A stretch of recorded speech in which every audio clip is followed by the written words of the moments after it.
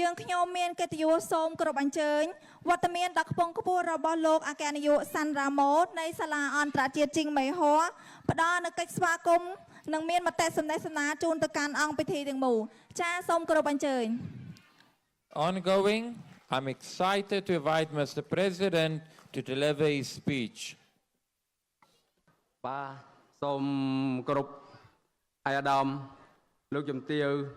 លោកស្រីភ្ញៀវកិត្តិយសទាំងអស់ដែលមានវត្តមាននៅព្រឹកនេះបាទថ្ងៃនេះជាថ្ងៃដ៏អ្នកខត្តរិកបានមកជួបជុំសិស្សានុសិស្សបុគ្គលិកក៏ដូចជាលោកស្រីជាមេដាបៃតានិងអ្នកអាណាទាំងអស់នៅព្រឹកនេះបាទហើយ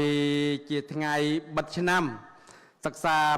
2024និងឆ្នាំសិក្សា2025ហើយ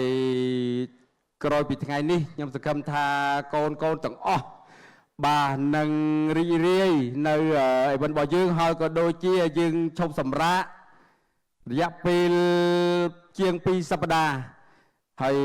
ឆ្នាំសិក្សាថ្មី2025-2026យើងនឹងចាប់ផ្ដើមនៅថ្ងៃទី6ខែតុលាឆ្នាំ2025បាទអញ្ចឹងនៅការឈប់សម្រាកនេះបាទរយៈពេលវែងដែរបាទហើយក៏ក្នុងឱកាសរដូវកាន់បិណ្ឌប្រជុំបិណ្ឌ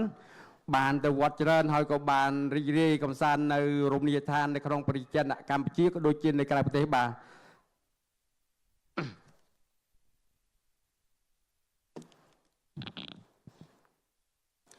បាទសូមគោរពគណៈគ្រប់គ្រងបុគ្គលិកលោកគ្រូអ្នកគ្រូទាំងអស់ជាទីគោរព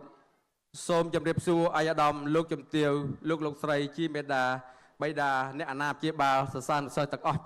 ដងពងពោះសូមគោរពក្មួយបងប្អូនសិស្សានុសិស្សទាំងអស់ជាទីស្រឡាញ់ដ៏ជ្រាលជ្រៅថ្ងៃនេះខ្ញុំមានកិត្តិយសនិងសេចក្តីសំណោះរីករាយជាទីបំផុតដែលបានមកជួបជុំបុគ្គលិកលោកគ្រូអ្នកគ្រូក៏ដូចជាមេដាបៃតាអ្នកអាណាព្យាបាលនៃសាលាអន្តរជាតិជាងមៃហ័រខ្ញុំមានសេចក្តីរីករាយឥតឧបមាសូមថ្លែងនឹងការស្វាគមន៍ទៅដល់លោកស្រីជាមេដាបៃតាអ្នកអាណាព្យាបាលអូនប្អូនក្មួយសិស្សានុសិស្សទាំងអស់ដែលបានអញ្ជើញនៅក្នុងពិធីនៅថ្ងៃនេះបុគ្គលិកលោកគ្រូអ្នកគ្រូមេដាបៃតាសិស្សានុសិស្សនិងអ្នកអាណាព្យាបាលទាំងអស់ជាទីមេត្រីសាលាអន្តរជាតិជាងមៃហ័របច្ចុប្បន្នសាលាកំពុងដំណើរការថ្នាក់ចំណេះទូទៅ3ភាសាគឺថ្នាក់មត្តេយ្យដល់ថ្នាក់ទី12ដោយប្រើប្រាស់កម្មវិធីស្របតាមក្រសួងអប់រំយុវជននិងកីឡានិងមានចំណេះទូទៅ3ភាសាគឺថ្នាក់ភាសាខ្មែរភាសាចិននិងភាសាអង់គ្លេសតាមស្តង់ដារជាតិនិងអន្តរជាតិដើម្បីថ្លែងអំណរគុណទៅដល់មេដាបៃតាអ្នកអាណាព្យាបាលនិងសិស្សានុសិស្សទាំងអស់ដែលបានផ្ដល់នៅការសហការនិងការគាំទ្រដល់សាលាយើងខ្ញុំក៏ដូចជាការលើកទឹកចិត្តដល់សិស្សានុសិស្សទាំងអស់ឲ្យខិតខំប្រឹងរៀនសូត្រធ្វើឡើងឈានទៅរកឧត្តមភាពនាពេលអនាគតខ្ញុំមានសេចក្តីសង្ឃឹមជឿជាក់ថាក្រោយពិធីបិទឆ្នាំសិក្សានិងការកំសាន្តថ្ងៃនេះបុគ្គលិកលោកគ្រូអ្នកគ្រូទាំងអស់ពិតជាបន្តខិតខំប្រឹងប្រែងដើម្បី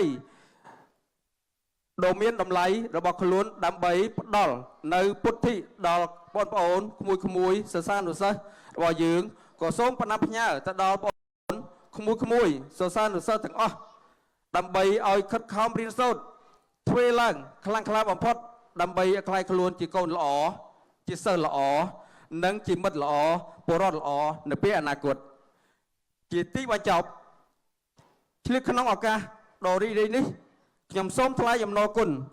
សាជាថ្មីម្ដងទៀតចំពោះគណៈគ្រប់គ្រងបុគ្គលិកលោកគ្រូអ្នកគ្រូលោកស្រីជាមេដាបៃតាអ្នកអាណាព្យាបាលក្មួយសិស្សានុសិស្សទាំងអស់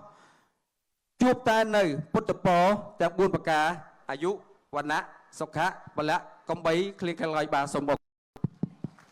ចាសូមអរគុណលោកសាន់រ៉ាម៉ូចំពោះសន្ទរកថាប្រកបដោយអត្ថន័យជាកិច្ចស្វាគមន៍យ៉ាងជ្រាលជ្រៅជូនដល់អង្គពិធីរបស់យើងនាពេលនេះ